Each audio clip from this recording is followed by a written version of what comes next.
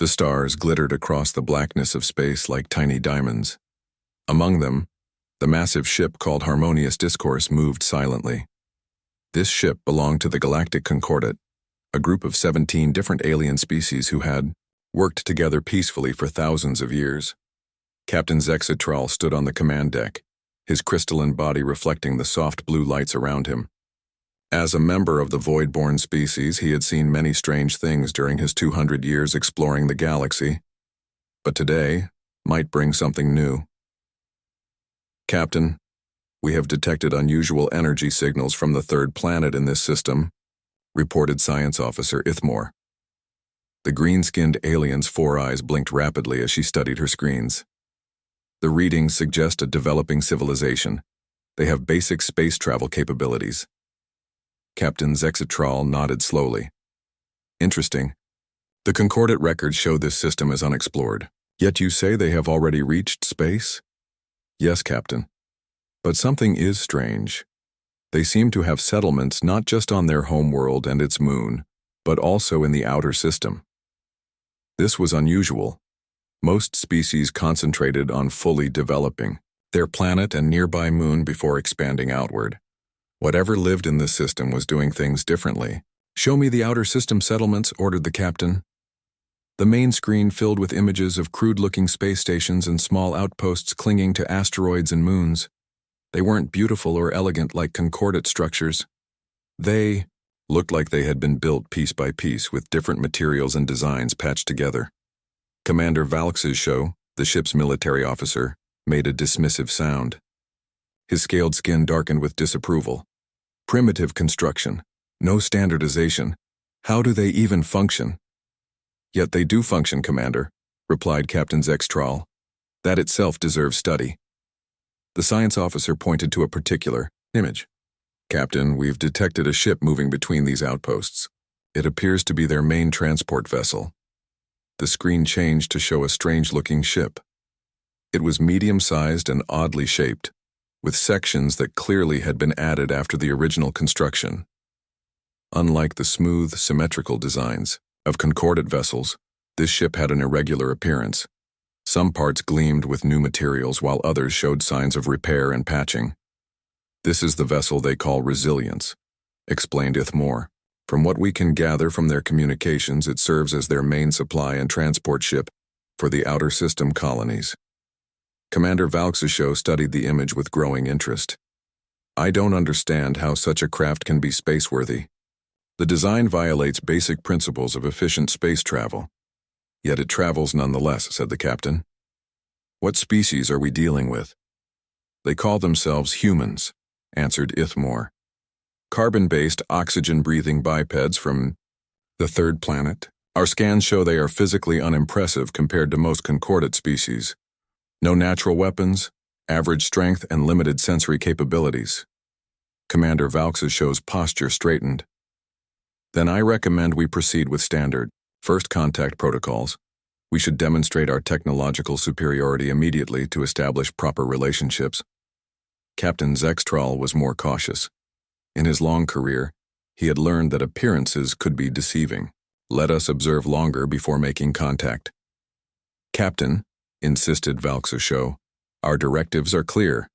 When encountering a new spacefaring species, we must assess their threat level, technological advancement, and cultural compatibility. The most efficient way to do this is through direct examination of their vessels. The captain's crystalline form shimmered slightly, his species equivalent of a frown. You are proposing a boarding party? Yes, Captain. Their ship is nearby and our sensors indicate minimal defensive capabilities. We can board, examine their technology, and assess these humans directly. It would be the most thorough approach. Captain, Zextral considered this. The Concordat had strict rules about first contact, but Commander Valxishow was technically correct. Direct examination would provide the most data. Very well, Commander. Prepare a boarding party. But remember, our primary directive is peaceful contact. This is a scientific and diplomatic mission, not a military one. Commander Valxishow gave the formal salute of his species. Understood, Captain. I will lead the boarding party myself. As preparations for the boarding began, Captain Zexitral gazed at the image of the human ship. Something about it troubled him. The vessel had no aesthetic beauty, no elegant design, yet it had a certain resilience, as its name suggested. It looked like a ship that had faced problems and overcome them through whatever means necessary. 6 hours later, the Concordate shuttle approached the human vessel. The boarding party consisted of 6 specialists from different Concordate species. Each was chosen for specific skills: Commander Valkshow for security, Ithmore for scientific analysis, and others for engineering, medical, cultural, and communication expertise. As they drew closer, they could see more details of the resilience. The ship's outer hull showed signs of numerous repairs. Some sections had been replaced entirely with different materials. Unusual modifications protruded at odd angles. Their communication technology is primitive but functional, noted the communications specialist.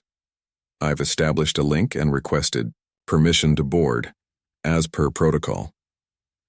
To their surprise, permission came quickly, and without the formal procedures the Concordate expected. A simple voice message said, "Yeah, come aboard. We're opening the portside airlock for you." The shuttle docked with the human ship. The Concordate boarding party checked their universal translators and prepared to meet the ship's senior officers in a formal greeting ceremony, as was standard procedure throughout civilized space. The airlock opened. Instead of a line of uniformed officials, there stood a single human female in stained work clothes, tool belt around her waist and a smudge of grease on her face. She looked at them with mild curiosity and said, "Hi there, I'm Sarah Chen, maintenance engineer. Captain's busy fixing the main reactor alignment right now, so I got airlock duty. Welcome aboard the Resilience." The boarding party exchanged confused glances. This was not how first contact was supposed to proceed. Where was the ceremony? The formal exchange of credentials?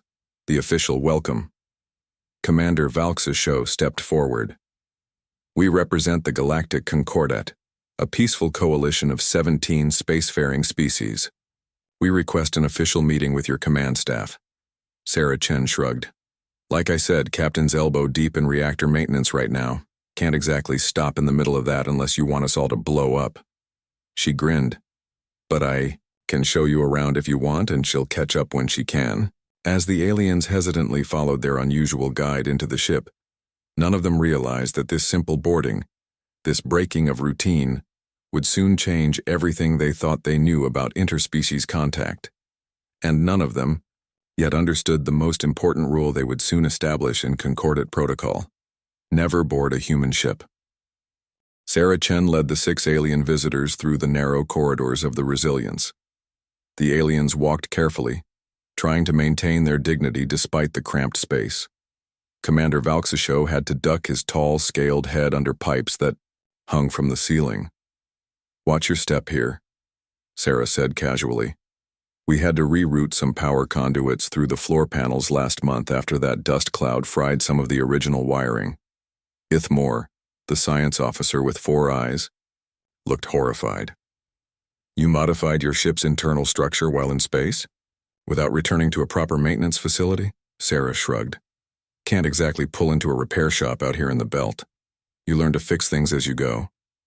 The aliens exchanged troubled glances.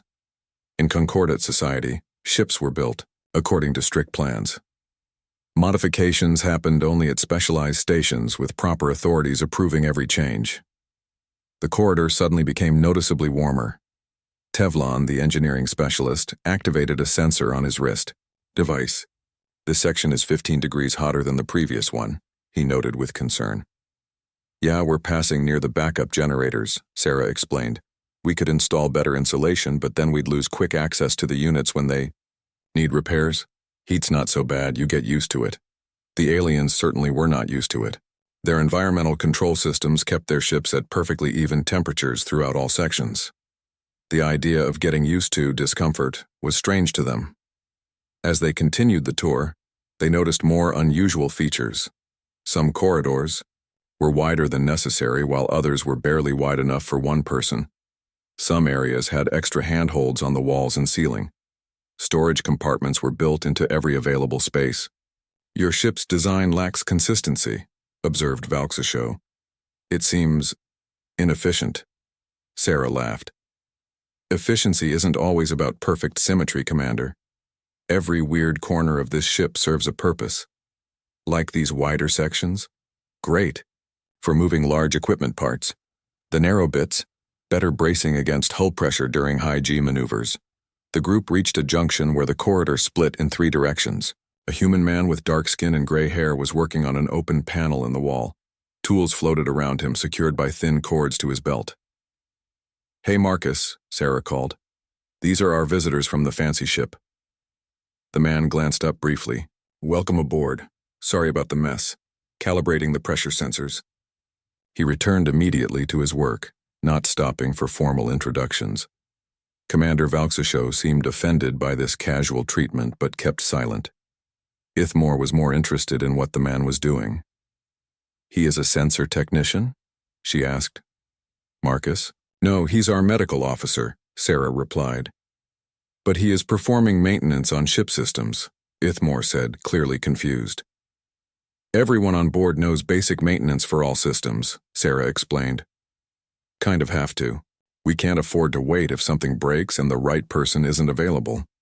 This concept was alien to the visitors. In their society, each person had one specialized role.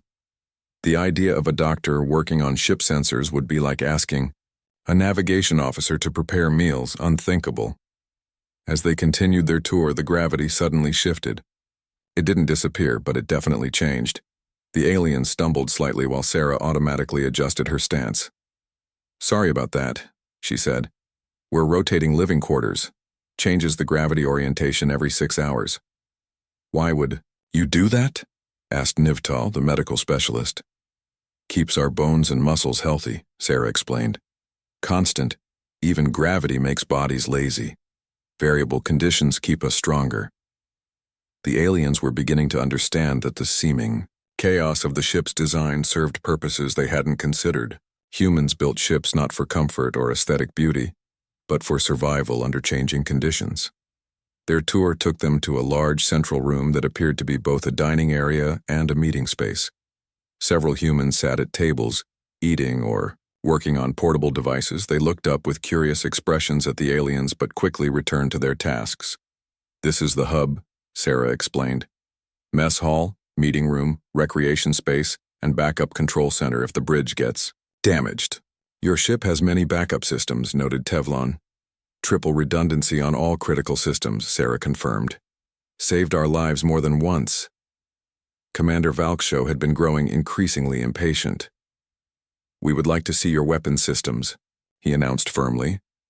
For the first time, Sarah hesitated.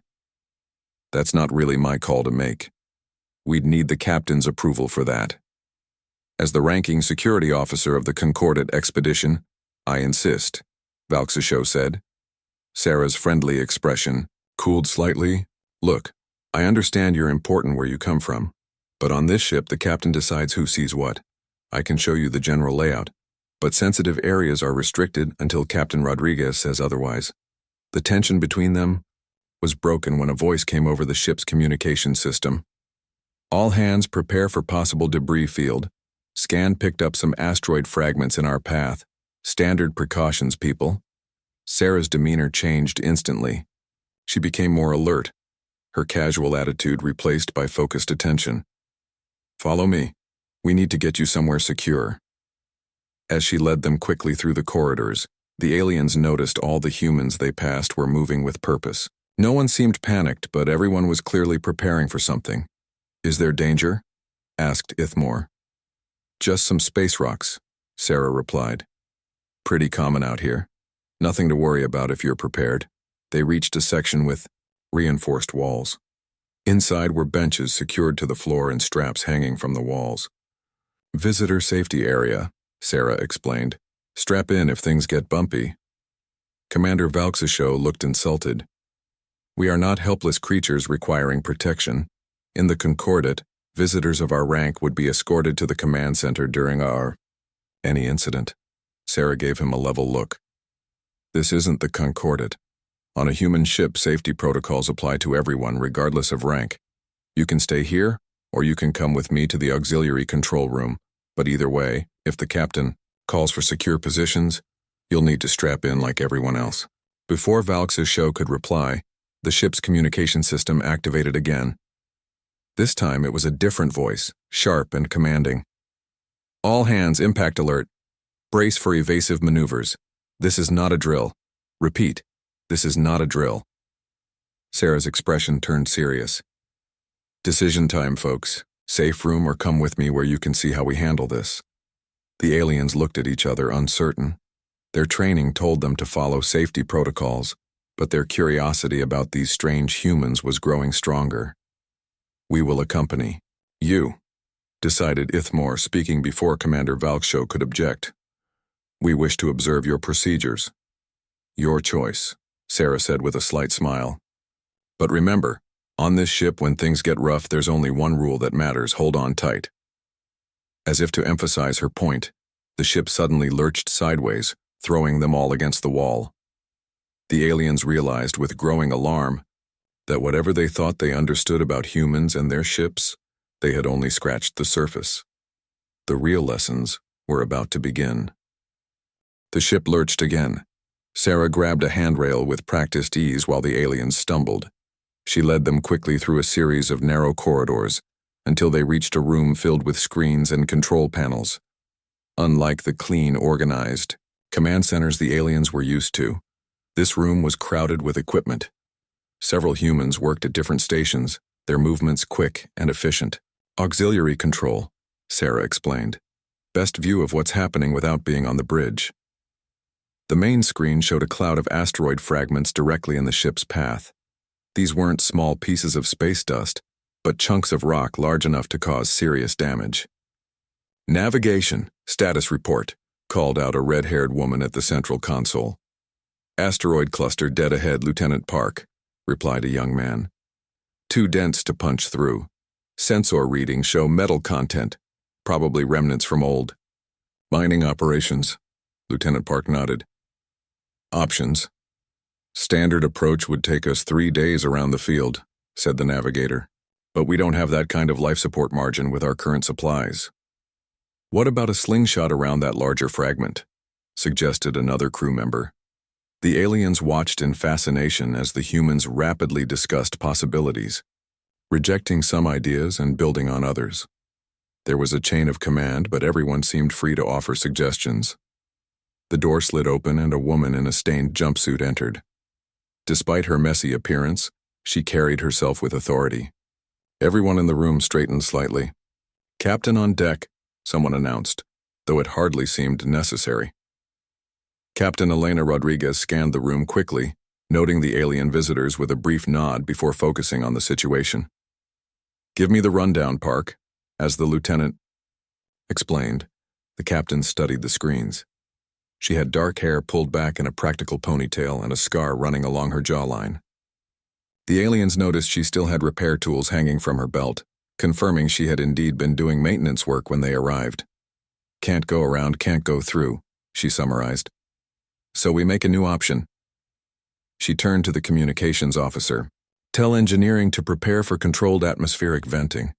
We're going to use it for propulsion." Commander Valksasho couldn't remain silent any longer. "That is extremely dangerous. You would deliberately vent your ship's atmosphere, Captain?" Rodriguez glanced at him. "Only from non-essential sections and only enough to alter our trajectory. It's a standard emergency maneuver." "There is nothing standard about such a procedure," protested Tevlon, the engineering specialist. "The risk of catastrophic decompression is acceptable compared to the risk of multiple asteroid impacts." The captain finished for him. "We've done this before." She turned back to her crew.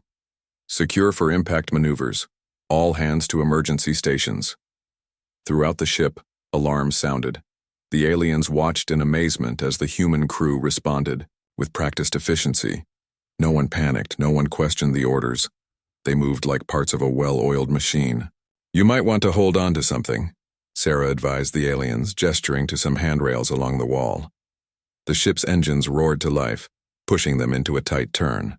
Then came a series of controlled bangs as atmosphere vented from specific sections, creating small but precise thruster effects. The ship shuddered under the strain. Hull integrity at 92%, reported an officer. That's well within tolerance, replied the captain. Continue the maneuver. The aliens were horrified. In their culture, anything less than 99% hull integrity would trigger an immediate retreat and repair operation. These humans were pushing forward with what the aliens considered a severely damaged ship. A sudden impact rocked the vessel. Sparks flew from a control panel, and a small fire broke out. Almost immediately, a crew member grabbed an extinguisher and put it out. "Status report," the captain demanded. "Minor hit to Sector 7. Power fluctuations in the communication array," someone replied. "Switch to backups," ordered Rodriguez. "Backups not responding, Captain. The main relay must be physically damaged." The captain frowned. "We need those communications to coordinate with the outpost when we get through this." She made a quick decision. "Chen, Harper, suit up. You'll need to go outside and fix it." Sarah immediately moved toward the door. "On it, Captain." Ithmore stared in shock. "You're sending repair crews outside while navigating an asteroid field?" "The repairs can't wait," Rodriguez explained simply. "And Sarah's one of our best EVA technicians. But the danger is part of the job," the captain interrupted. "Space is dangerous. We adapt to it or we die." The aliens watched on the screens as two small suited figures emerged from an airlock. Sarah and her colleague moved along the hull using attachment points, carrying tools and replacement parts. Above them, fragments of asteroid occasionally flashed by, illuminated by the ship's external lights. The repair work was both impressive and terrifying to watch. The humans worked in perfect coordination, using minimal communication. When a particularly large asteroid fragment passed uncomfortably close, they simply paused, pressed themselves against the hull, then continued working once it passed. Inside the ship, conditions were deteriorating. The power fluctuations spread to other systems. Some sections lost gravity, others lost lighting. Yet the crew continued working, using headlamps when necessary, floating efficiently when gravity failed. "Your crew operates effectively under extreme conditions," noted Commander Valksashow, reluctantly impressed. "They'd better," replied Rodriguez.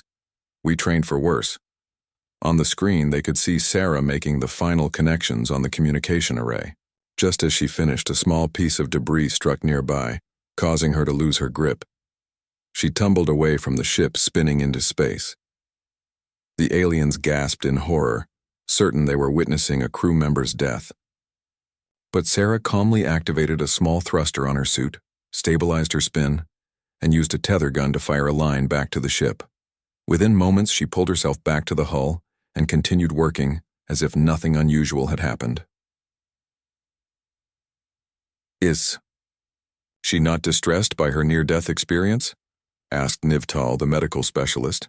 "That wasn't near-death," replied a nearby crew member with a laugh. "That was Tuesday. When Sarah and her colleague returned inside, they immediately joined different teams to help with other repairs.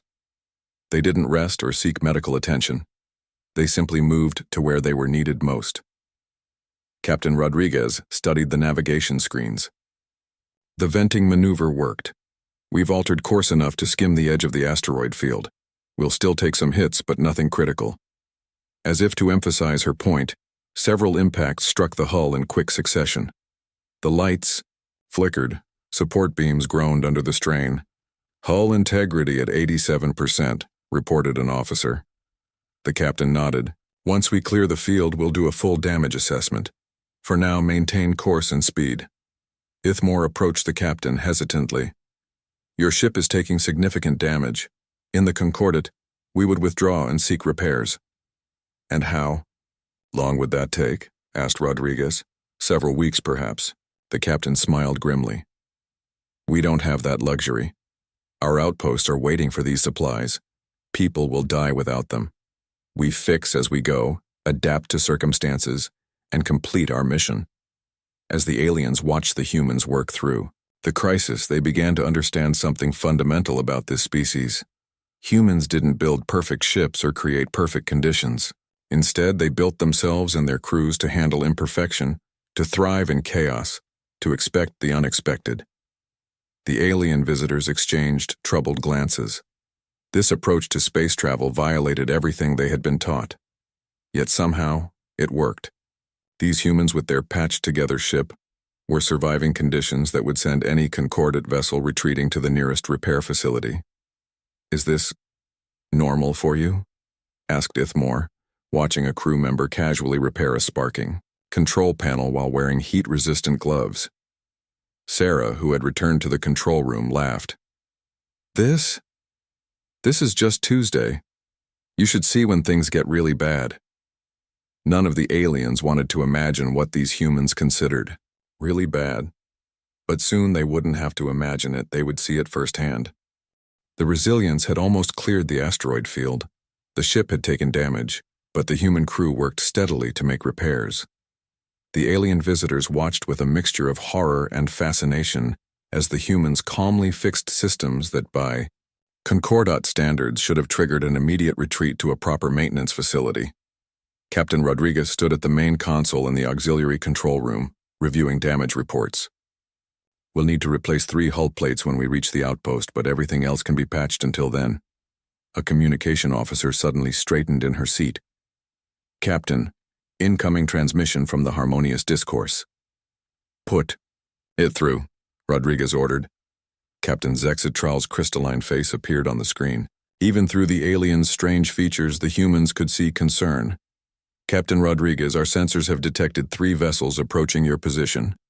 They are Vrexkar ships." The human crew exchanged worried glances. Commander Valksisho stepped forward, his scaled skin darkening with tension. "Vrexkar hunters? Here?" "Captain Rodriguez, this is extremely serious. The Vrexkar are predators excluded from the Concordat. They hunt lesser species for resources and slaves." Rodriguez's expression remained calm. "How long until they reach us?" "Approximately 20 minutes, replied Zextral. "I strongly advise you to change course immediately. The harmonious discourse will provide cover while you retreat to safety." The human captain studied the tactical display showing the approaching vessels. They were large, sleek ships clearly designed for combat. "What's their standard approach?" she asked. Commander Valksisho answered. "They will surround their target, disable its engines, and board it to capture the crew and strip the vessel of valuable materials." "And they're used to hunting Concordat ships?" Rodriguez pressed. "Yes," admitted Valksho. "They specifically target isolated vessels. The Concordat standard protocol is to retreat when outnumbered and regroup with a defense fleet." Rodriguez smiled slightly. "But we're not a Concordat ship." She turned to her crew. "Battle stations, prepare for combat operations." The aliens stared in disbelief. "That is suicide," exclaimed Commander Valksisho. "Their weapons will vaporize this vessel. You must retreat." "They've already seen us," Rodriguez explained calmly. "If we run, they'll catch us anyway. We're damaged from the asteroid field and can't outrun them." She pointed to the tactical display. "But they don't know what we are. They see a damaged ship, an easy target." She turned to her tactical officer. "Johnson, activate the hidden defense systems. Tell engineering to prepare for emergency power routing. And Mason, get those decoy packages ready." The crew moved with purpose, transforming before the aliens' eyes. The maintenance worker who had greeted them was now checking weapon systems. The medical officer was coordinating tactical information. Even the ship's cook was manning a defensive station. "Your entire crew is military?" asked Ithmore in disbelief. "No," Sarah responded, not looking up from her station where she was calculating targeting solutions. "But every human knows that survival sometimes means fighting. We don't have the luxury of specialization." Captain Rodriguez addressed the alien captain still on the screen. "Captain Zexatral, I appreciate your concern, but the Resilience will handle this situation. Your ship should retreat to safety. We don't want the Vrexkar targeting you as well." "What do you intend to do?" asked Zextral. "What humans do best," Rodriguez replied. "Adapt and surprise." Over the next 15 minutes, the aliens watched, in fascination, as the humans transformed their seemingly primitive vessel into a combat-ready ship. Hidden compartments opened to reveal weapon systems. Crew members donned light armor over their work clothes. Defensive screens came online, drawing power from systems the aliens hadn't even realized existed.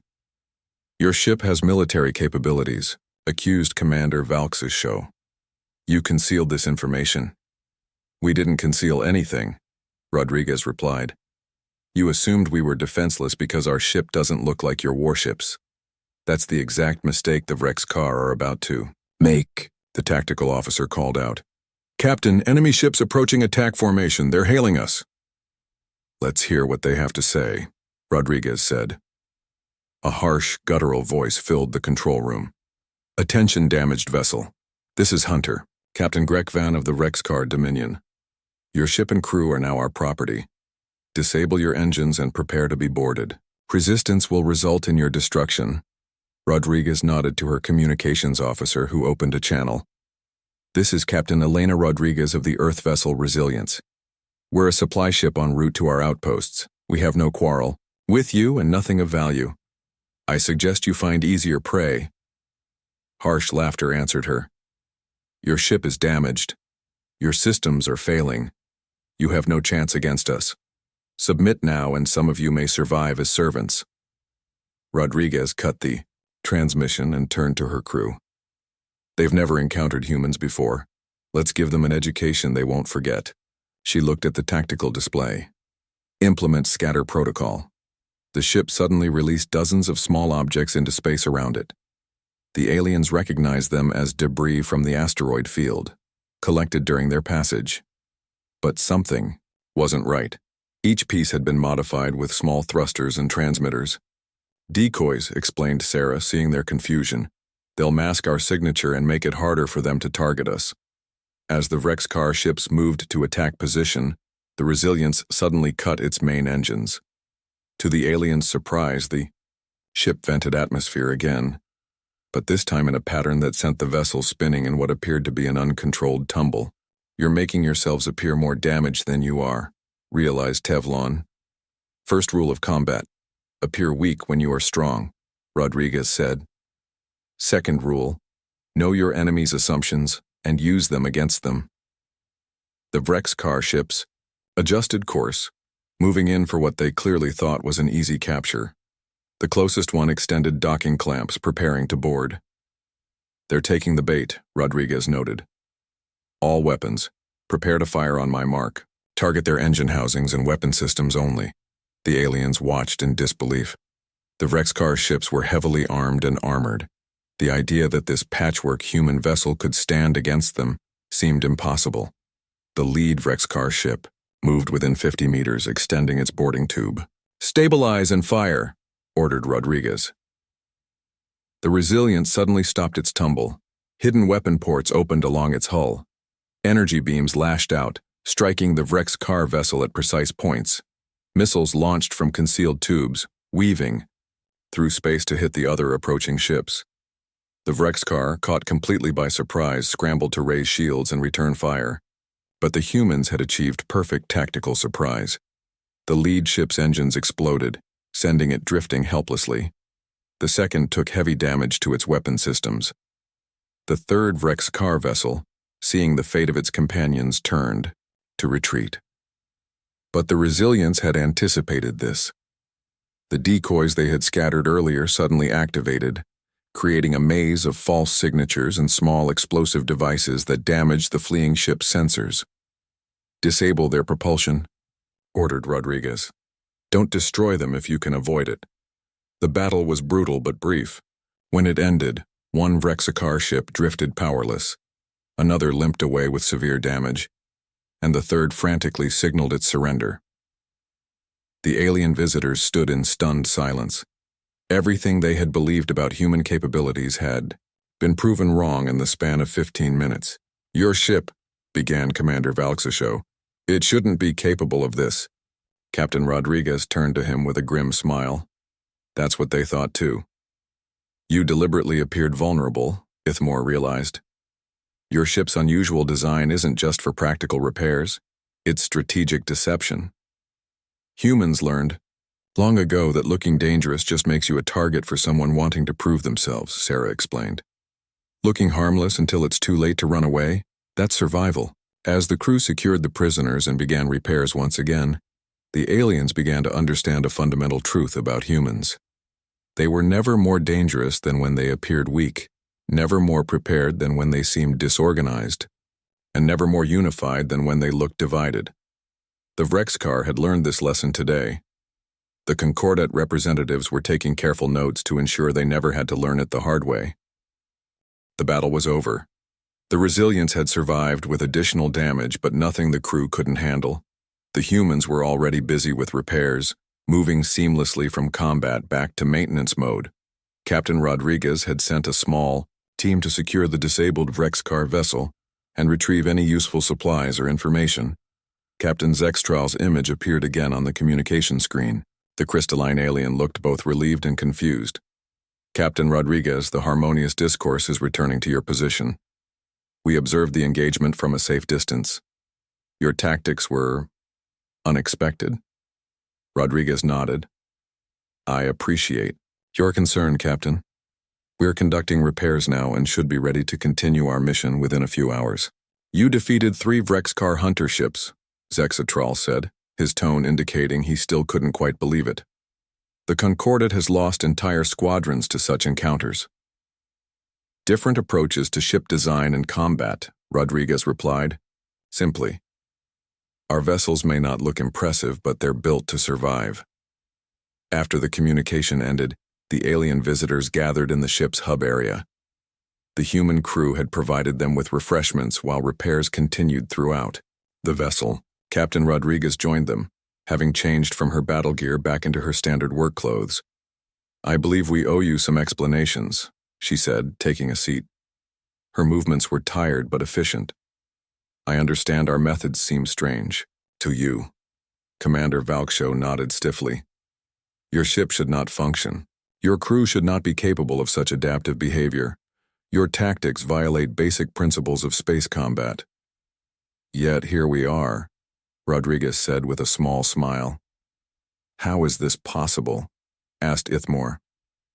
By every standard we understand, your technology is inferior to Concordat designs. Your ship lacks aesthetic harmony and engineering elegance, yet you accomplish what our vessels cannot. The captain considered her response carefully.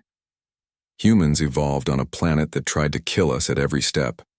Our world has extreme weather, natural disasters, predators, diseases, all kinds of threats.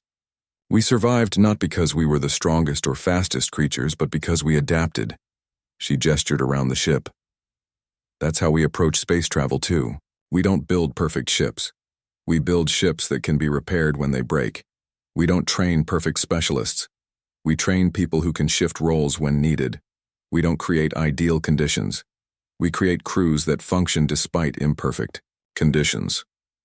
Sarah, who had joined them, added, We have a saying, necessity is the mother of invention. When something breaks, we fix it. When we're attacked, we fight back. When the odds are impossible, we change the game. The aliens were starting to understand. Humans approached problems differently from any species in the Concordat. While Concordat species strive for perfection and specialization, humans embraced imperfection and adaptation. Your ship design suddenly makes sense, said Tevlon, the engineering specialist. The irregular corridors, the redundant systems, the variable environments, they're not flaws or limitations, they're deliberate. Exactly, Rodriguez confirmed. The narrow passages help contain decompression. The temperature variations keep us accustomed to changing conditions. The cross-training ensures we can function even with casualties. And the hidden weapons? Asked Commander Valksasho. Space is dangerous, the captain replied simply. We prepare for threats, but we don't advertise our preparations. Looking harmless has advantages. Ithmore's 4 eyes blinked in sequence as she processed this new understanding. Your species evolved on a world that tried to kill you at every turn. You brought that mentality to space. Exactly, Rodriguez agreed. Space is just another hostile environment. We're good at those. Later that day, Captain Zexatral arrived on the Resilience with a formal Concordat delegation. The human crew had cleaned up the hub area as best they could. though signs of recent battle and repairs were still evident throughout the ship. The Concordat representatives followed proper diplomatic protocols, presenting formal greetings and gifts. The humans accepted these with polite thanks, though they seemed mildly uncomfortable with the ceremony. "Captain Rodriguez," began Zexistral, "on behalf of the Galactic Concordat, I wish to extend our sincere apologies for our incorrect assessment of your vessel and capabilities." Rodriguez waved a hand dismissively. "No offense taken, Captain. We're used to being underestimated." "I have submitted a preliminary report to Concordat Central Command," Zextral continued. "They are very interested in establishing formal relations with humanity." "We'd welcome that," Rodriguez replied. "Our outposts could use the trade opportunities." "There is one matter of some delicacy," the crystalline captain added. "Commander Valksisho has submitted a separate report recommending a new Concordat protocol regarding human vessels." Rodriguez raised an eyebrow. "Oh?" Commander Valksisho stepped forward, his scaled skin now a respectful shade of blue. "I have recommended that under no circumstances shall Concordat forces attempt to board human vessels without explicit invitation." The human captain laughed. "Is that really necessary?" "Absolutely," Valksisho insisted. "Your vessels operate according to principles alien to our understanding. Your crews function in ways we cannot predict. For the safety of all parties, it seems the most prudent approach." The meeting continued with discussions of trade, technology exchange, and future cooperation. The humans were open and friendly, answering questions and offering suggestions. But the Concordat representatives noticed that certain details about human ship designs and defense capabilities were politely but firmly avoided. As the delegation prepared to leave, Ithmore approached Sarah, who was repairing a control panel near the airlock. "I have been studying your species during our visit," the four-eyed alien said. "There is something I still do not understand. Why do you persist in space exploration when it is so dangerous for you?" The Concordat expanded only after developing technologies that made space travel safe and comfortable. Sarah considered the question while continuing her repairs. "I suppose it's because humans don't wait for ideal conditions. We adapt to what exists. Space is dangerous, yes, but staying on Earth would eventually be dangerous too. Resources run out. Disasters happen. We spread out to increase our chances of survival. A practical approach," Ithmore noted. "But also," Sarah paused, looking for the right words, "there's something in us that needs to explore, to push boundaries. We could have waited centuries for better technology, but that's not who we are. We use what we have, we adapt as we go, and somehow we make it work." As the Concordat delegation returned to their ship, Captain Zexitral glanced back at the Resilience. The human vessel still looked strange to his eyes, asymmetrical, patched, together, lacking the elegant harmony of Concordat design. Yet he now understood that its appearance was deceiving. The ship was like its human crew, resilient, adaptable, and far more capable than it appeared. The harmonious discourse departed with its new understanding of humanity. Throughout Concordat space, a saying would soon emerge among spacefaring species: "If you value your certainties, never board a human ship." For humanity's most dangerous weapon wasn't their technology or their physiology, but their fundamental nature. A species that doesn't just survive the impossible, but expects it. 3 months after the encounter with the Resilience, the Galactic Concordat convened an emergency session at their headquarters. Representatives from all 17 member species gathered in the Grand Council Chamber, a beautiful space of perfect symmetry and harmony that reflected Concordat values. Captain Zextral stood before the council, his crystalline body catching the light as he addressed the assembled representatives.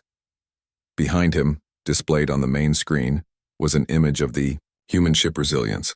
"Honored representatives," he began, "I come before you today to present findings from our first contact with the species known as humans.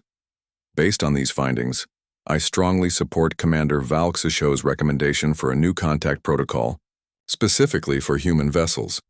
A murmur went through the council. New protocols were rare in the Concordat, which had maintained the same basic approach to interspecies relations for centuries.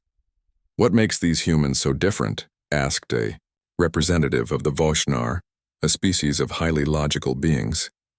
"Our records indicate they possess only modest technological capabilities." Captain Zexitral nodded. "That was our initial assessment as well. It was incorrect." He gestured to the image of the Resilience. "This vessel defeated 3 Vrexkar hunter ships despite significant prior damage.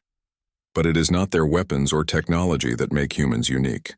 It is their fundamental approach to survival." Over the next hour, Zexitral presented detailed information about human ships and crews. He showed recordings from the asteroid field incident and the battle with the Vrexkar. The Council watched with growing interest as the humans demonstrated capabilities that defied concordant understanding. "As you can see," Zextral concluded, "human ships operate according to principles alien to our sensibilities. They are designed not for comfort or efficiency, but for survival under any circumstance. Their vessels are not merely machines. They are expressions of humanity's evolutionary strategy. Prepare for the worst, adapt to the unexpected, and never surrender while options remain." Commander Valksasho stepped forward to present the proposed protocol. "I recommend that under no circumstances shall concordant forces attempt to board human vessels without explicit invitation. Furthermore, I suggest we approach all interactions with humans with the understanding that they operate by different principles than our own." The Council deliberated for several days. Some representatives argued that creating a special protocol for one species violated the principle of equal treatment. Others insisted that practical considerations demanded acknowledging human uniqueness. In the end, pragmatism won out. The new protocol was adopted by a large majority. Throughout concordant space, all member species were instructed on the proper approach to human vessels: respectful distance, clear communication, and no boarding without explicit invitation. 6 months later, the first official human delegation arrived at concordant headquarters. The delegation included Captain Rodriguez and several crew members from the Resilience, along with representatives from Earth's government. The humans were fascinated by the Concordant's massive space station. They admired its beauty and perfect proportions while noting its defensive vulnerabilities and lack of redundant systems. They kept these observations to themselves, not wanting to offend their hosts. During formal meetings, the humans were polite but direct. They expressed interest in trade, cultural exchange, and mutual defense agreements. The concordant representatives found them refreshingly straightforward, if somewhat blunt by their standards. What puzzled the humans was the unusual respect they received. Veteran alien diplomats grew nervous when human delegates improvised solutions to minor problems. When the environmental controls in the meeting room malfunctioned, Sarah Chen simply removed a panel and fixed it herself, causing several concordant officials to back away as if witnessing something dangerous. "Have we done something wrong?" Captain E. Rodriguez asked Zextrel during a private meeting.